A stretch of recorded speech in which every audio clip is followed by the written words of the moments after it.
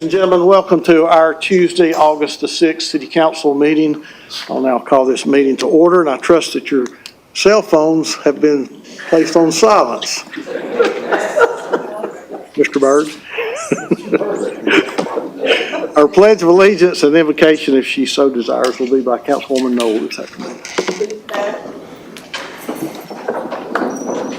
I pledge allegiance to the flag of the United States of America and to the republic for which it stands, one nation, under God, indivisible, with liberty and justice for all. Our hands for prayer, please. Dear Heavenly Father, as always, we are seeking your wisdom, guidance, and blessing as we begin our work on serving our community. We ask that you lead us, Lord, with integrity, with compassion, and a spirit of unity. Lord, my mercy, Jesus, unity is needed here today. We ask that you give us clarity to see the needs of our city and courage to make decisions that promote the common good. Lord, we ask that keep in our mindset that we have listened with open hearts and minds and have valued the diverse conversations that have been had and the voices that have been brought to us with whatever concerns that they have in our community. May our decisions be respectful, our actions be just, and our outcome be a reflection of your love and your grace. So I ask that you bless each member of this council, our city council, our officials, Mayor Kelly, and whoever serves in our community. In these words we ask in thy holy name. Amen. Amen. Thank you, Councilwoman. As many of you have probably heard by now, we lost a great friend and former colleague, Moses Freeman, over the weekend. And rather than having just mourning his death with a moment of silence, I thought maybe it might be best if we could celebrate his life with maybe a few of the staff and a few of the council, if they so desire, just to maybe share a thought or a short story about Councilman Freeman. He was such an influential figure in this community and an icon, and he truly was a great friend. So, Chief, I'm going to ask if anybody from the staff would maybe just like to say a word about Councilman Freeman. And yes, I'm happy to start. So I first started in city government in 2016, which was during Councilman Freeman's last year of serving on the council. And I remember that our first conversations were always funny because he was convinced that we were related because we had the same last name. And so we just kept talking over and over and over again about people that I might know or that he knew, and we never could establish a familial connection. But he was always very gracious, he was very thoughtful, and he had a lot of patience for me as a young person, as a person who was new into city government and who was still learning the ropes. And I will always appreciate and cherish how thoughtful and kind he was to me. Thank you. thank you. Councilman Ledford, did you have a? I'm really glad you presented this format, because 6 months before I decided to even run for office, I would come down here, and many of you saw me. This is going back to 2017 or 2016, I guess. And Moses, I would watch him and how he would explain what was going on, because there were so many technical phrases and definitions, and I tried to remember that when I was chair, do what Moses did, and try to add a little bit, because we sometimes tend to rush through these things, our order of business, because we understand them, but they're complex, and everybody needs to understand them. And I took that, I learned that from him. And I thought that was just a really good lesson. And I felt like he cared enough to really explain what was going on so that people were better educated. And I really appreciated that from him. And I tried to mimic that when I was chair. Yeah. Thank you. Thank you, sir. Councilwoman Burrs. Thank you for this opportunity. So Moses was always a mentor to me, particularly in the area of civil rights. As many of you know, I moved here from Atlanta and had different ideas of civil rights, and Chattanooga was a little behind the times, read a lot behind the times. And I would always be getting on my soapbox, go figure, for civil rights. And he would always pull me aside and say, now everything, there's a season to everything. You need to learn and you need to understand. And if anything, he reined me in, and very wisely, very wisely. I'll always feel grateful. I am grateful. In fact, I've already spoken with him about that and said, hey, thanks. You were there when I needed you. You were the wise hand. And I'll still keep talking to you. Thank you. Thank you. All right. Anybody else? Oh, former Councilman Byrd, Thank you. City Court Clerk Byrd. City Clerk Bird now. Thank you, colleagues, for having me today. A while back when me and Moses ran against each other, I remember going into a room with Joanne Favors, Judge Williams, a guy by the name of Donut, and I was telling them I want to run against Moses, and they was like, you gonna come into this room and tell this man you want to run against him? And I was like, ain't that what I'm supposed to do, to ask for his blessings? And Moses was kind of just looking at me over his glasses like, why are you here? Like, he didn't say anything though. And then Judge Williams said, do you know anything about city government? Do you know the district? Do you know any neighborhood associations? I said no. And so you know how you talk, well, boy, what are you running for if you don't know nothing? And I'm like, well, I just want to run. And so afterwards, I ran and thanked God and the citizens of Chattanooga. When I won, Moses Freeman called me and he said, I need to take you to lunch. I need to tell you something. And when we sat down and ate, he was like, congratulations, but you got some big shoes to fill. And I want you to understand that you're going to have to keep humility. You're going to have to always understand that the people put you in that seat. You didn't put yourself in that seat. A lot of times you're going to be up in the mayor's office. You're going to be at big board meetings. Everybody's going to be singing your praises. Councilman Byrd, no matter what title you get, always remember the people in the community put you there. And if you lose your way, they'll take you out of there.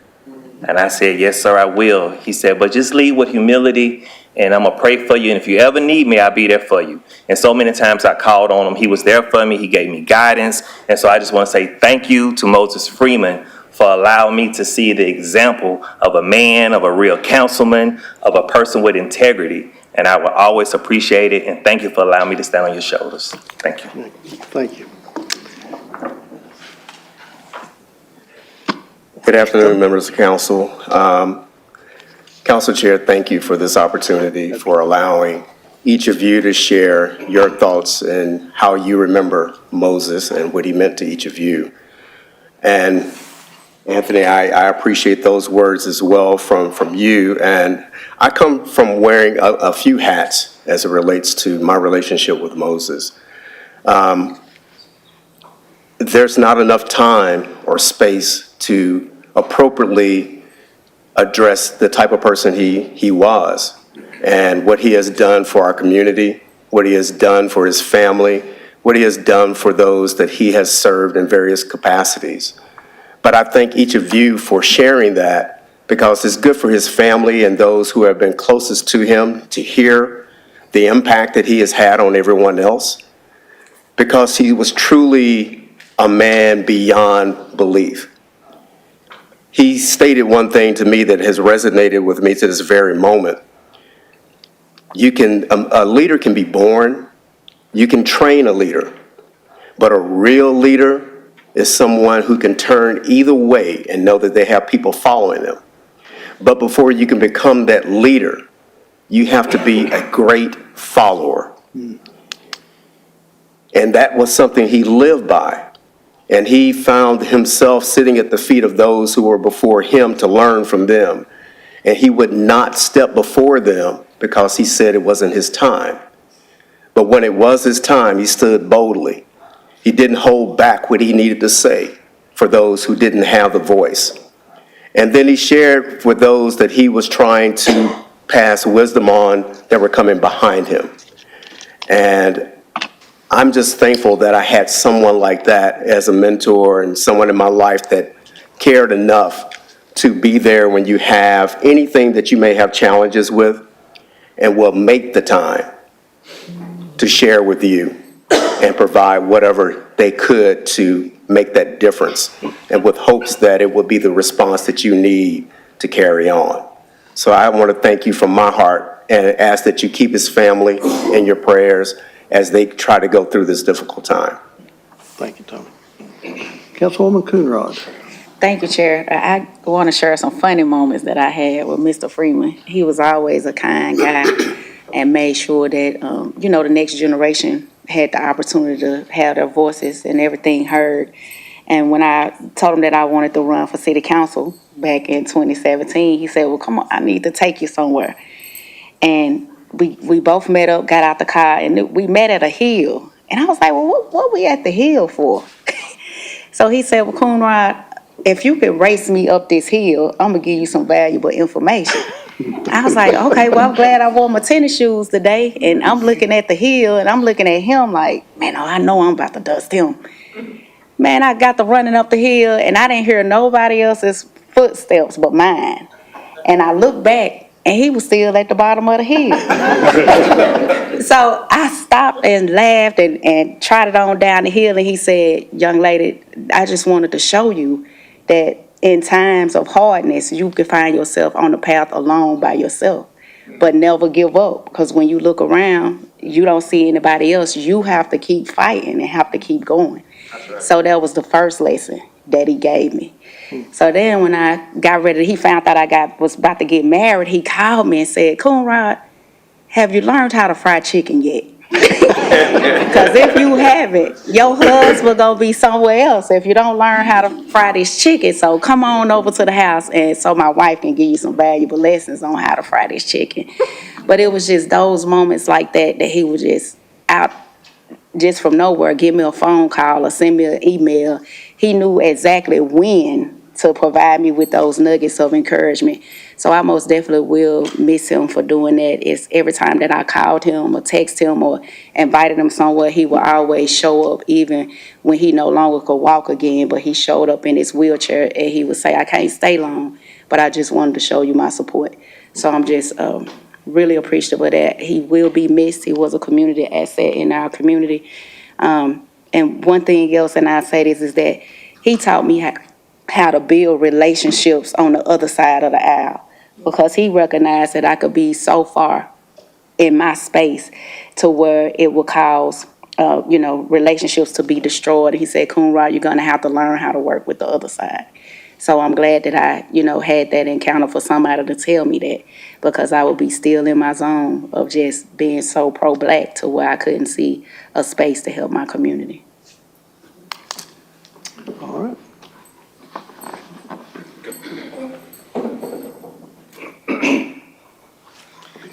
Good afternoon, everyone. Thank you so much for taking this time to just recognize a great leader. Moses Freeman was a man among men, and I'm standing here because I consider myself to be one of his products within city government. Mr. Freeman hired me 24 years and 8 months ago as one of the city's first neighborhood relations specialists. There were 3 of us who were serving in that role, and he built the Department of Neighborhood Services, the former Department of Neighborhood Services within city government, as many of you know. And it was because of his ability to be able to build relationships across the aisle, his love for people, his strategic mindset, that, the very work that we are still building upon today was created. So I feel as though he is the cornerstone of much of the work and the development that we have made as it relates to galvanizing people and building this city. And he was a visionary leader. I can remember when we first started in the role, and he took us through a training called Freeman 101, Neighborhoods 101. And a lot of that was just about realizing the landscape of the city, but the people who make up that landscape and the value of those people. And so Mr. Freeman never lost his love and his passion for people and the value of their voice within this city. I will miss him because there are so many people like me who stand on his shoulders, and that he gave an opportunity to come and work for city government and to glean from all of his knowledge and wisdom. So I thank you for giving me this opportunity to recognize a great man and what he imparted in my life. And while I worked for him, it was much like working for your uncle, because he embodied so much wisdom. You can come and talk to him about anything related to this work, and even other matters that related to development in the city, and things that I didn't quite understand being a young person in city government. And quite frankly, some things that I still don't understand today, with some tenure in city government. But he embodied all that. And I just want to thank God here for his life and what he imparted to the citizens of this city. And thank you all for giving me this time to speak about a mentor.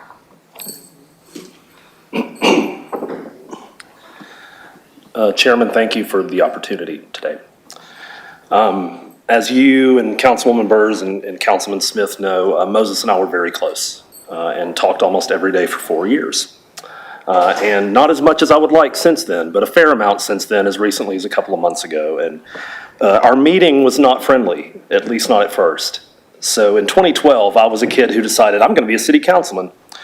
And I heard that this guy who had been kind of an icon and he had given most of his life to service so far, he moved away to Florida for a while. He came back and he decided, after being an administrator and a teacher, that he wanted to be on the city council. So a lot of mutual friends said, well, you've got to meet each other. So we met. And I thought, I'm going to talk this old man out of running for city council because I want to be on the city council. And that is not what happened in the meeting, fortunately, because I walked away from the meeting thinking, no, this is the guy that needs to be in the seat. And back then it was during redistricting, as 3 of you will remember. So the filing deadline for the office that year, because it was a 10-year cycle versus 4, the districts they weren't decided until after the 1-year period. You had to live where you were going to live. So we didn't know who was going to run against who.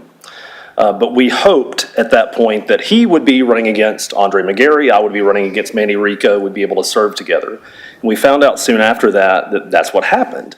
So we campaigned arm in arm. Our districts, as Councilwoman Dotley and Knoll know, are very intertwined. We campaigned as a unit both times. And shortly after we were elected, he told me a story. And you may not know this, but you drive past a picture of Moses every day. Some people know, some people don't know. He's on the AT&T building, and that picture of him is taken from an actual photograph of him delivering newspapers when he was about 9, 10 years old. And he told me he spent his first paycheck on a box of Mr. Good bars, which are gross, by the way. And but I'm getting there. So he spent on Mr. Good bars, and he talked about how much he loved Mr. Good bars. So starting the next week, I had Mr. Good bars in my office, which, as you know, are next to each other. So he realized this. So he would come over every Tuesday, and he would sit, and he would unwrap the little individual Mr. Good bars one at a time and eat them, and he would impart wisdom to me for hours at a time. And council people talk to each other, if you didn't know that. No deliberation, just he was imparting the wisdom. And he was a mentor, he was a father figure, he was a friend. He really taught me more about city government and just being a good representative of the people than anyone else. He really, I get choked up thinking about it. He really gave his life to this city and to this community. And I know a lot of us feel this way. We're lucky to even have been a part of his life. Thank you, Chairman. You know, you talked about us serving together, and in that 4 years that I got to serve with Moses, I learned so much from the man. And many times we would have different point of view discussions. And during one of those discussions, he called me an anomaly. And it wasn't until I went and looked up the word that I figured out that he really meant it as a compliment. But that was one of the things that I always appreciated about Councilman Moses Freeman, is that, you know, we could share different ideas and still have a civil conversation, and he was so great at that. Well, I just want to take just a few minutes to celebrate his life and what he meant to so many people. At this time, we're going to have a proclamation recognizing Older Adults Month, and we're going to ask Mr. Tony Salmons if he would come to present that.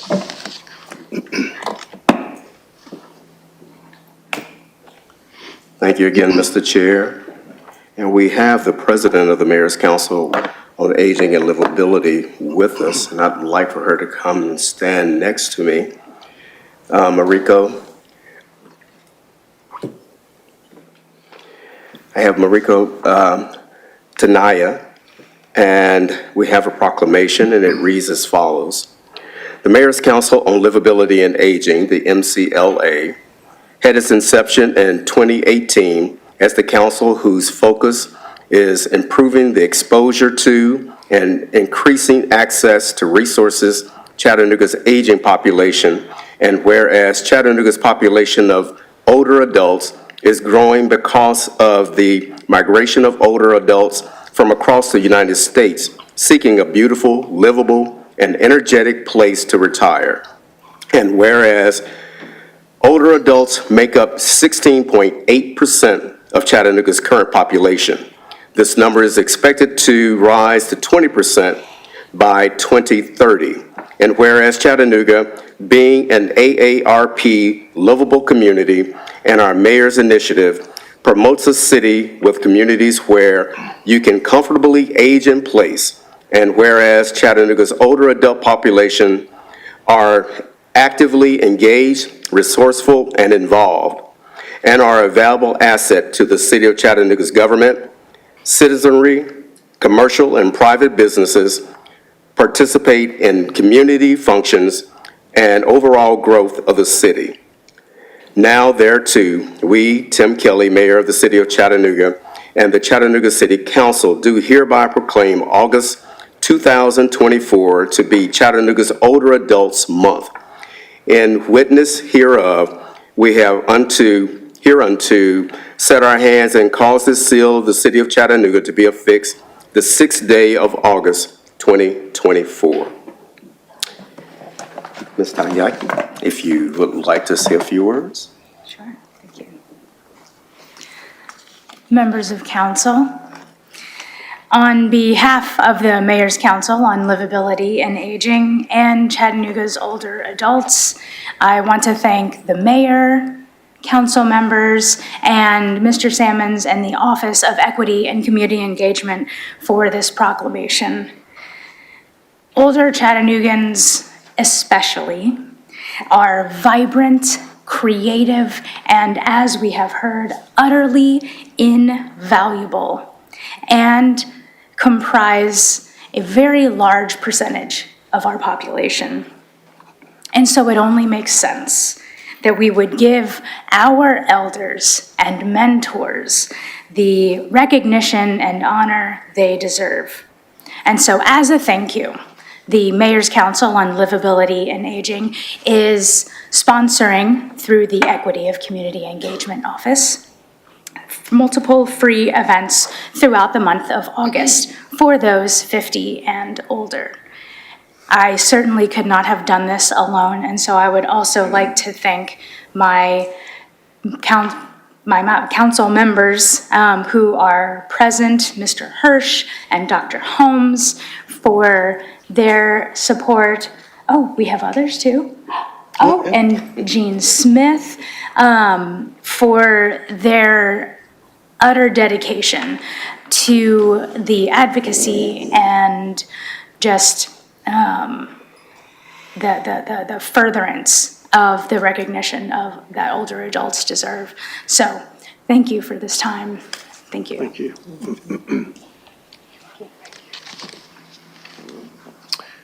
All right. Thank you, Mr. Sammons, for that presentation. Could I get a motion on the minutes, please? All right, with no objections, minutes will stand as recorded. Council, if you would look at this week's agenda and let me know if you have any questions or comments concerning any of our items. We have a couple of items on final reading, one item on first reading. Councilwoman Hill, are we ready to go? I think this is one that's been deferred in your district. I will be denying that. Okay, the motion to deny, okay. Yes, would you like me to elaborate at this meeting? I can, or? Well, if you want to go ahead and go over that, seems like an appropriate place. Okay, sure.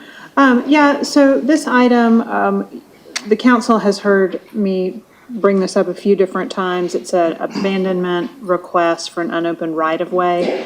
It is part of a problem pit, that's PIT, in North Chattanooga that has been stripped of all of its foliage and sat for quite a long time. I have spoken with the applicant and requested additional information, which I have not received.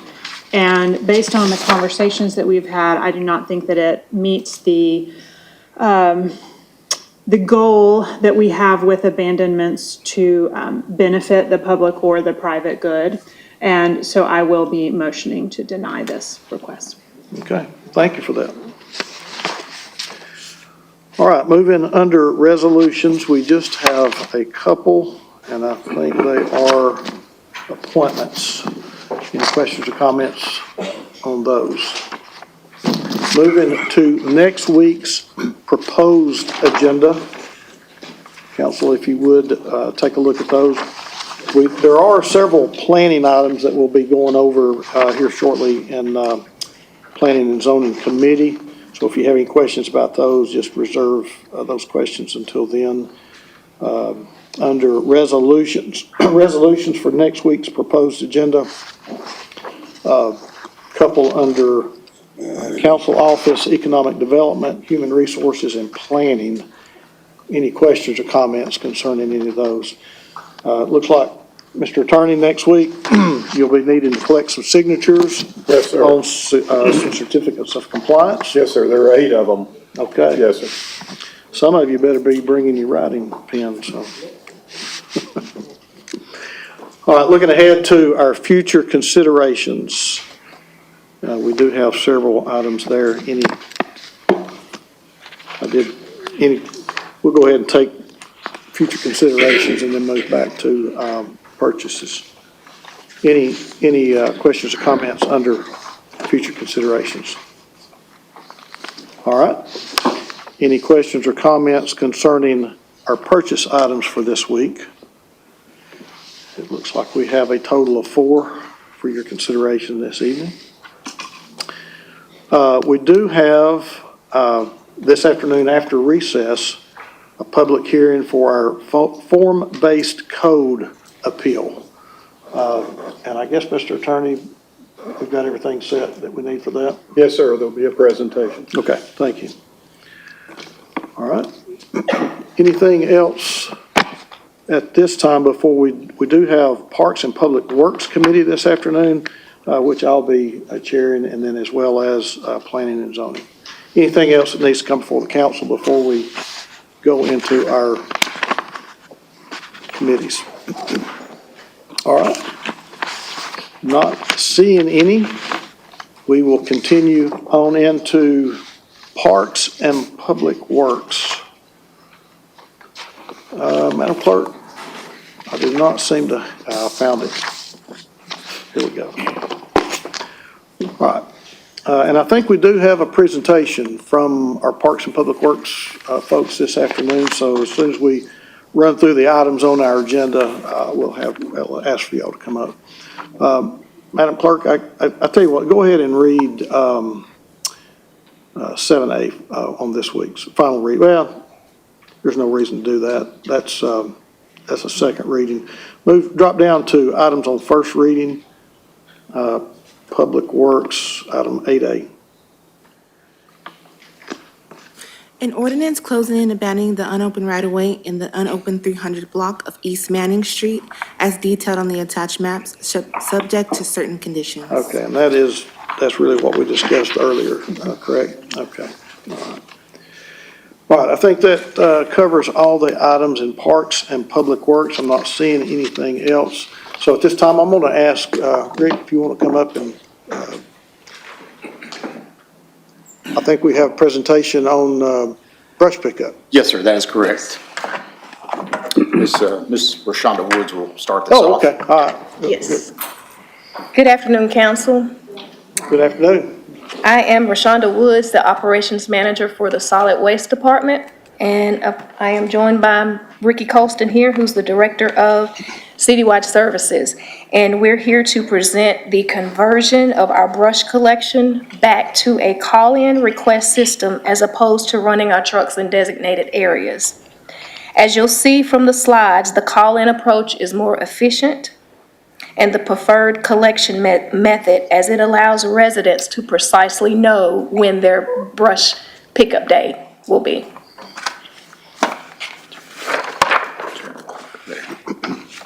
I'd like to first recognize some of our Public Works staff who has joined us today. First, I'll start with our leader, which is Jeremy Wood, our interim administrator. We have Rusty Blevins, who is our Deputy Director of Citywide Services. Cedric Henson, the Director of Operations. David Collins, Administrative Manager. We also have support from our HR department. We have Ms. Bernessa Rowlands here, our HR business partner, and as well as Caleb Sanchez in HR as well.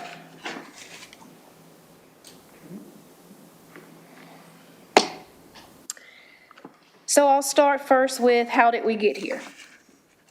February the 1st, 2023, brush collection was scheduled with all trucks rotating through each of the 4 areas every 30 days.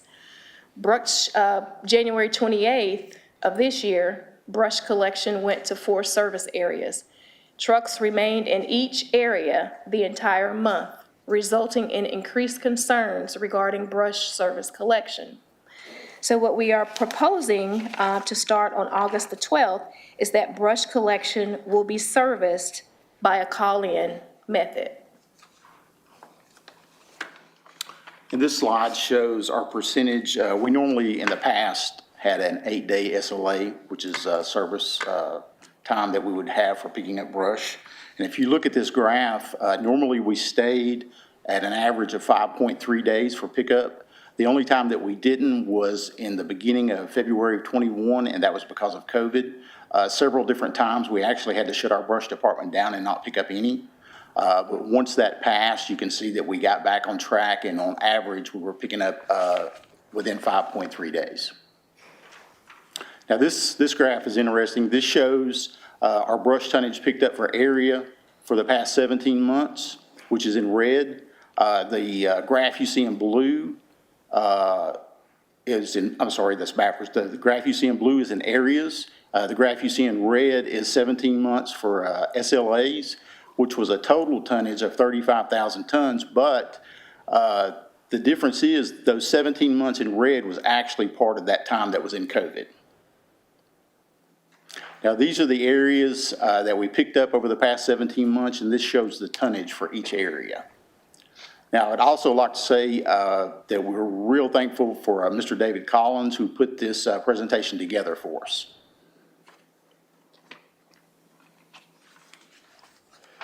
This next slide shows our brush truck mileage comparison. You can see that there was a 21,000 increase in truck mileage, which creates inefficiencies and wear and tear on our truck equipment.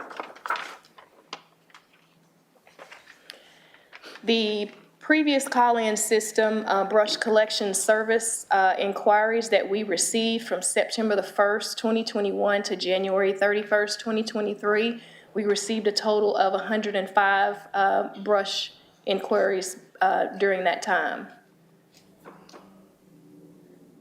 And the areas that we ran the brush collection service inquiries from February the 1st, 2023 to June 30th, 2024 was a lot more. It was a total of 597 request inquiries. So there are benefits to converting back to a call-in method. Number one, service requests directly target brush pickup requests across the city's service areas, less fuel consumption, efficiency meeting the critical needs of our residents through service requests, more efficient routing. It eliminates driving the entire area for 30 days, resulting in less wear and tear. Also, the use of our Rubicon software for more efficient real-time routing. This next slide is a copy of the press release that is scheduled to go out tomorrow to notify the residents of the change.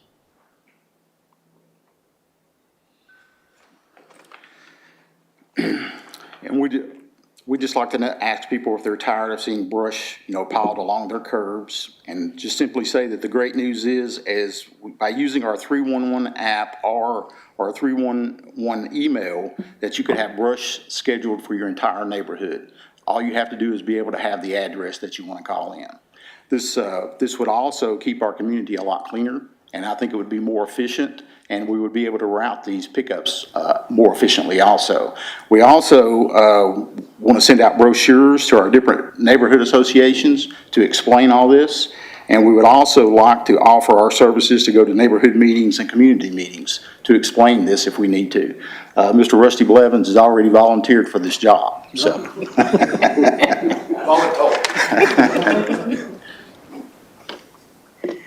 Okay, Public Works strives to be inclusive of Mayor Kelly's One Chattanooga plan vision by providing responsive and effective local government. And at this time, we'll take any questions that you may have. Oh, we've got questions or comments anyway.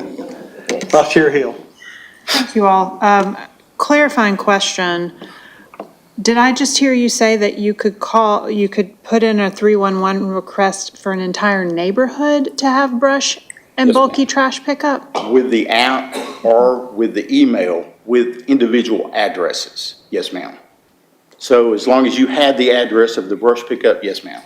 But you said you could have your whole neighborhood cleaned up. So if a neighborhood association is that what you meant to say? Yes, ma'am, it is, because it would help us in our routing. It would be much easier for us to route out pickups and say, go to each stop in a neighborhood than to route it coming back and forth. So what you're actually asking for is for a neighborhood to provide you a list of addresses That at a is one given option. time. Yes, You're yes. suggesting that a neighborhood could organize and provide you a spreadsheet of every address they'd like you to hit? Yes, ma'am. It would be only on the apps or the emails, though. You could not call in multiple addresses. Okay. I'll be interested to see how that works out in real life, but I like the idea that you could potentially do that. Okay, thank you.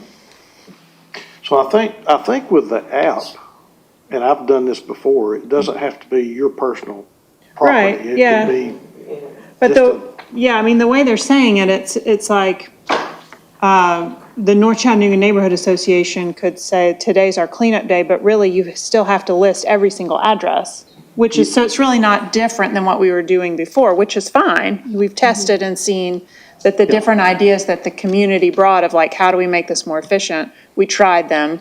The 311 system was in fact the most efficient, but maybe we can encourage people to list multiple addresses at the same time. Yeah. It's the same way with your, say, if you wanted to put a pothole in on your 311. Right, I understand that. It's just when you said you could have your whole neighborhood cleaned up.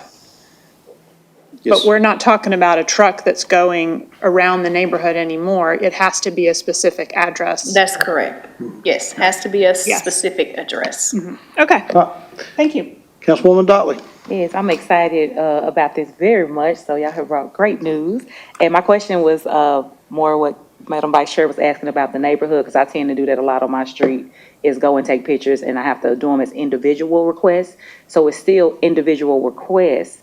It would just be all, but you'll get them all at the same time, and you can do them all at the same time, as opposed to having to keep coming Yes. back one day, then the next day. Is that what you mean? 'Cause I Yes, so typically you do can it call all in, multiple requests. Right. And so the difference is versus calling in and the areas, there's more accountability, right? So we have a service request that tells the date and time that they called in. And we know that the clock is ticking on a service request and that we have 8 days in order for it to be serviced.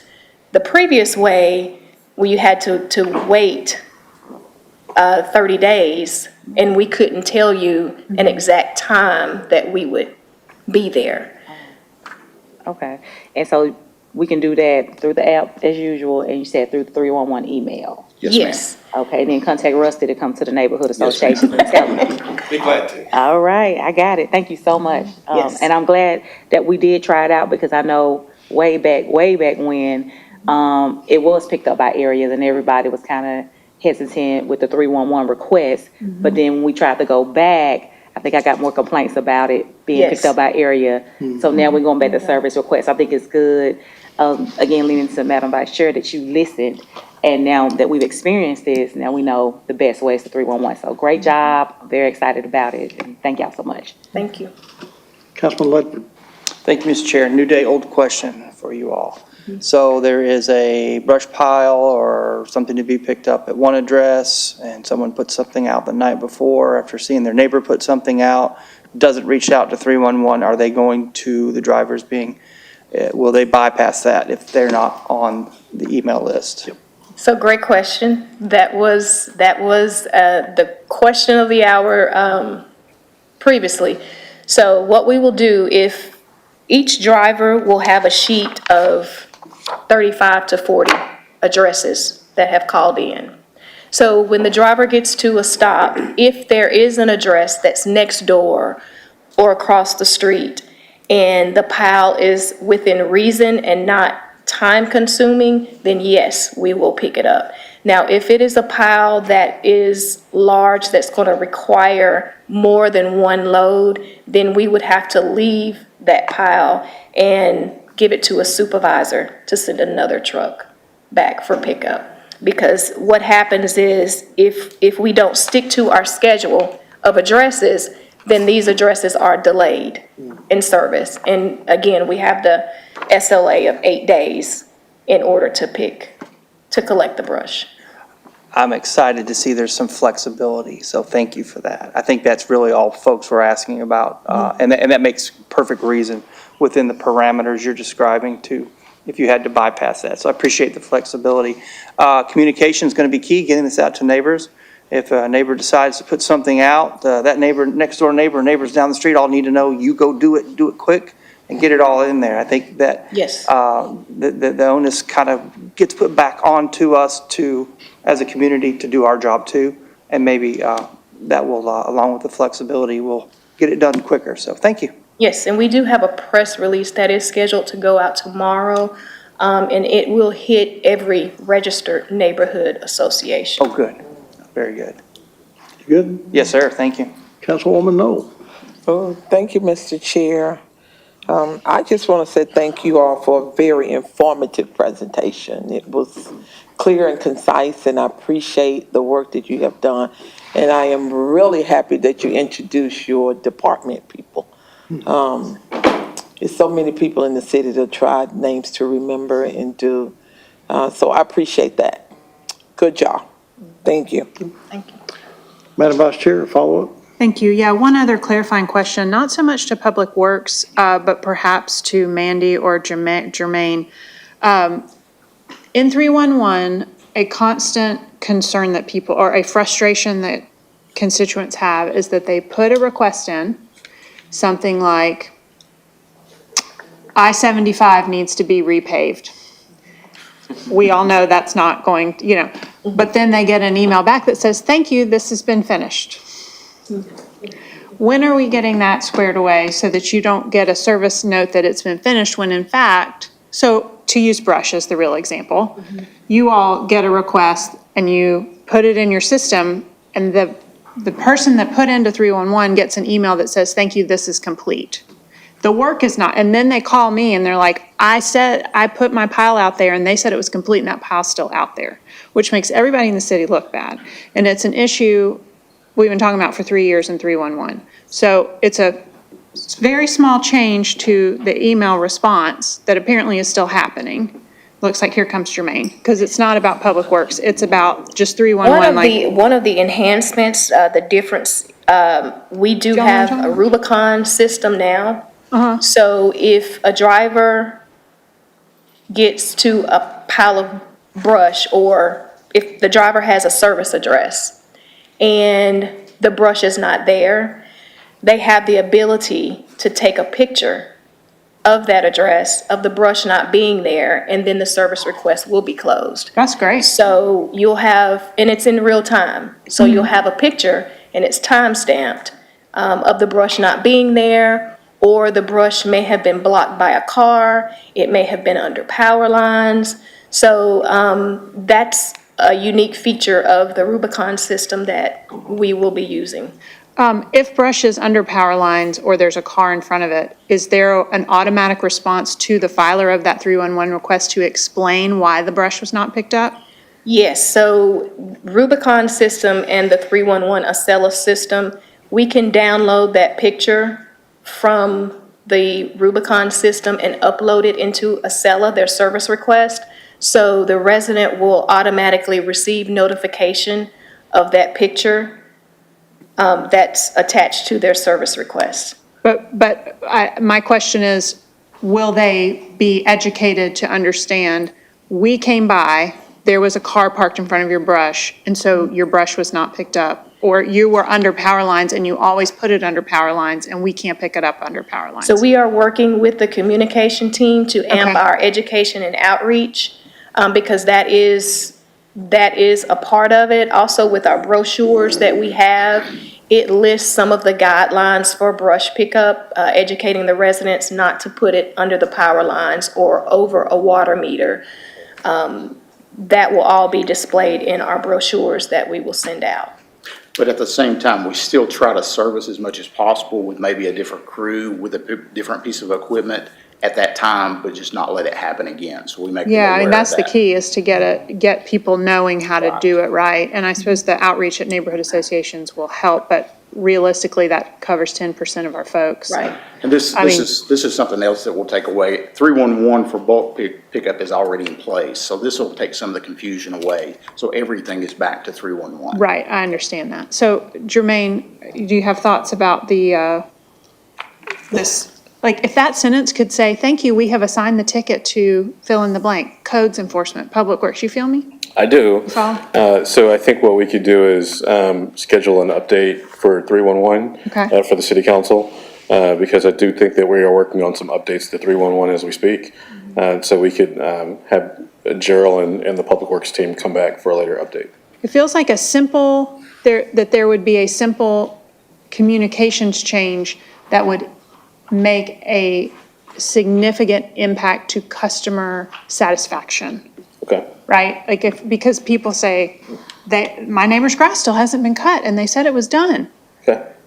So what I'll do is I'll follow up with you and copy these good folks so that we can make sure that we get some of those updates that you're referencing. Thank you. Thank you, Public Works. That part's not on y'all. Appreciate what you're doing. Yes. All right, I don't see any more questions at this time. Given the mileage, I would expect that we may be saving as much as $10,000 on fuel, going back to Yes. calling it in. And I know that I had been getting several complaints of brush piles turning brown before they were being picked up under the old. Look, I salute you for, giving it a try. Yeah. It looks like you're bringing this back a little bit better than it was before, so I'm really excited about this method of picking up. Thank you for being here today and informing us. Great, thank you.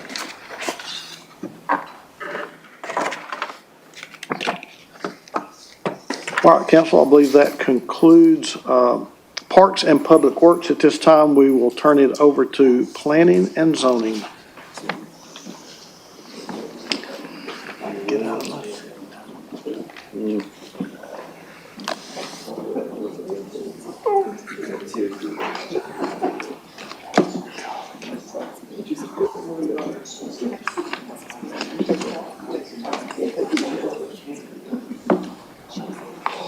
Oh, goodness.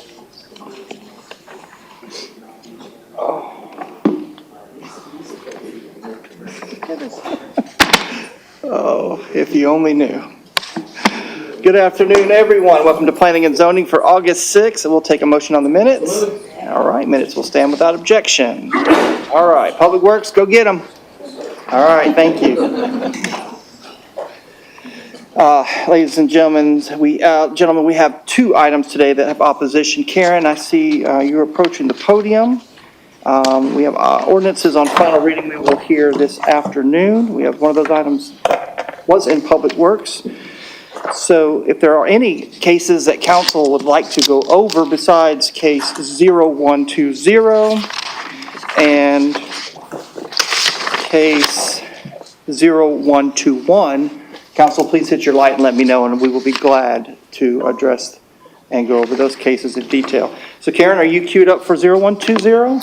I am, and before I'll start, I'll just note that all the cases on the first reading are still the active zoning. So although the new zoning ordinance was approved, we'll have some updates at the end. We're still using the zoning ordinance that's effective now. So that's why you're not seeing the new zones pop up. So there are two cases with opposition. They are companion cases. The first is under ordinances, and it's a rezoning, and then it's followed up by the residential PUD. In my understanding, there's been some activity on conditions, so I'll try to hit the highlight of both of these. They're both in Lupton City. It's a rezoning from M1 to R1 on Mercer Street. It actually has frontage on Lupton Drive also. The applicant proposed a condition as part of the application procedure. The rezoning is for 46 acres. It's north of the proposed Riverton site, and the applicant's proposing a mix of townhomes and single-family homes for a proposed 187 units. That unit is important here because the PUD also, which holds the maximum numbers of units in the development, is coming up. So the density is 4 dwelling units an acre. That is in keeping with the surrounding density. The applicant's proposed condition is the developer agrees to construct a 10-foot wide public greenway in a mutually agreed upon location by the developer and city staff. There's not a lot of zoning history. There's no zoning history on this M1 property. It's an older historic M1 zone and property. The property at the south, which is the Riverton development, was rezoned from M1 to R1 in 2018, along with some other activity associated with that development. So it's a mix of single-unit residential surrounding this site. The Hickson North River plan recommends low-density residential, which is predominantly single-family. Townhomes can be mixed in, and then that plan has several goals for home ownership, and one of them is creating a mix of housing, including smaller housing units, townhomes, as part of the plan goals. The proposed residential zone replaces that existing manufacturing zone. The M1 zone allows for large industrial buildings by right with tall building heights, paved parking areas, and outdoor storage that's not compatible. So rezoning to R1 will make the site more compatible with that adjacent residential development. The proposed site plan shows those residential uses, and the proposed density is compatible with the density in the area, meets the plan goals about providing a variety of housing. The proposed condition regarding the path is in line also with the plan goals. The Hickson North River Plan has goals to create a regional system of trails and bike paths and expand the greenway system. The site plan does show that public greenway on the site, and the applicant's proposed condition is supported by the plan, so staff recommend approving that condition. So there was opposition at Planning Commission. In Elm and Birmingham are to the north of the site. Elm ultimately connecting in Birmingham go down to Access Road. Just that's not a continuous road coming from the site, just interest in a traffic study, and just a comment, there's not sidewalks in the area. Planning Commission did find the rezoning to R1 compatible with the plan, subject to the following condition. The condition is different than what was originally proposed by the applicant and supported by staff. It adds the section at the end and is not bound to the location of the greenway as shown on the site plan submitted with the rezoning application. So it continues the condition that there be a 10-foot wide public greenway, but it's not that necessarily shown in the PUD plan. So that was just a recommendation coming out of Planning Commission. I think that's partly just to be clear during enforcement. And then I will skip to the end if there's no other cases, because the companion case is under the resolution. Same general concerns as the rezoning. And this is the, so again, I'm just going to skip this, the site plan for the PUD. A little bit different here is you see Arkwright Street pops up. And the townhomes are generally to the interior of the development, but there are some fronting on Arkwright Street. And so staff had recommended that limiting curb cuts on Arkwright and a landscape buffer with the idea of buffering the adjacent current dwellings and providing for a more compatible transition between those existing residents and the new residents. So the staff recommendation was no individual driveway curb cuts are permitted along Arkwright and a 10-foot landscape buffer. Again, opposition present. The Planning Commission did carry over those two conditions, so the special exceptions permit for the residential PUD has a recommendation to approve the two conditions along Arkwright. In my understanding that the applicant is still working on the on possible conditions, revised or new conditions, and perhaps with Vice Chair Hill. All right, thank you, Karen. Madam Vice Chair, any other comments, questions? No. I know you're tracking this intensely. Yeah, thank you. Very good, thank you. Thank you, Karen. Council, we have no other cases that came through Planning Commission with opposition. Are there any cases you would like to go over? I know you want to extend planning and zoning as much as possible. Oh, thank you. Thank you, madam. Thank you, Councilwoman. Yeah, so case number 0086. Yes. And that is a development of the old Eureka plant. So Karen, if you can just give us like an overview of that one and what they're looking to build. I met with Mr. Evans a while ago, so just wanted to make sure everything was still what it needs to be. Yes. And there's quite a lot of slides in here just because there's so much to kind of show off about that property. This is a rezoning for, as you mentioned, for the former Eureka Foundry site. So rezoning properties on West Main Street and Reggie White Boulevard from the UI64 Urban Industrial Mixed Use Zone to the DCX8 and DCX20 Downtown Core Commercial Mixed Use Zone. And those are form-based code zones. We don't hear those a lot, so just a reminder, those are form-based code zones with them. UIX, talking about the context, and then the maximum height is the number at the end. So in this case, it's the staff recommendation talks a little bit about the context and then the height, but spoiler alert, Planning Commission recommended approve applicant's request after 2 meetings discussing it. So the site's located in the south side area of the downtown plan. That is 20 years old. The area plan is underway, so staff did take a more conservative approach and noted that in the staff recommendation. But the plan recommends non-residential uses for the site, but really encourages redevelopment of large industrial sites. So that's an overall goal of that plan. The plan notes that also the central business core is where you should have the tallest buildings and greater height can be accommodated up to 200 feet. Moving outward from the core towards where the site's located, maximum building height should be a lesser height to provide continuity as you get away from that neighborhood core. So staff took a look at, it said the DCX 20. So again, they're requesting a DCX 8 and a DCX 20.